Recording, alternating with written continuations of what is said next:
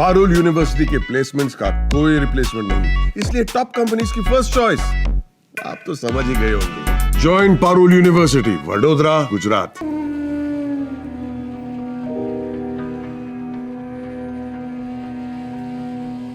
ये तस्वीरें अद्भुत है, ये नज़ारा मनमोहने वाला है, ये बेहद आकर्षक है।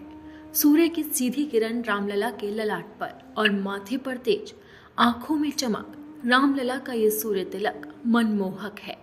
रामनवमी के मौके पर रामलला का सूर्य तिलक हुआ। इस दौरान रामलला की आभा देखते ही बन रही थी। सुबह 9:30 बजे रामलला का अभिषेक किया गया। सुबह 10:30 बजे तक गर्भगृह पर आवरण हुआ। इसके बाद रामलला का भव्य श्रृंगार किया। इस दौरान गर्भगृह खुला रहा और श्रद्धालु भगवान का श्रृंगार देखकर भक्ति में डूब गए।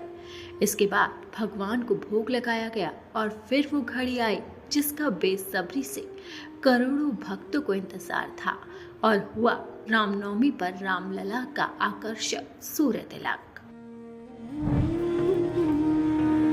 वैसे ये पहली बार नहीं है जब भगवान राम का सूर्य तिलक किया जा रहा है। इससे पहले भी रामलला का सूर्य अभिषेक किया जा चुका है। रामलला के माथे पर सूर्य की किरणों को पहुंचाने के लिए वैज्ञानिक 3 दर्पण का इस्तेमाल करते हैं।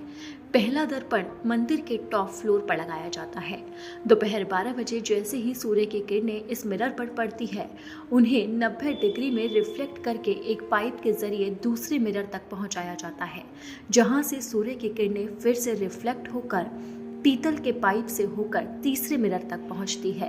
तीसरे मिरर से सूर्य की किरणें फिर से 90 डिग्री में रिफ्लेक्ट हुई और स्पीड के साथ 90 डिग्री पर घूमते हुए सीधे रामलला के माथे पर पड़ती है और इस तरह से होता है रामलला का सूर्य तिलक, जिसकी खूबसूरत तस्वीरें देख अब भक्त बेहद खुश हो रहे हैं। अयोध्या में रघुकुल में रामलला का जन्म होते ही अयोध्या नगरी उल्लास में डूब गई। रामनवमी के पावन पर्व पर अयोध्या में भक्तों का तांता लगा हुआ है।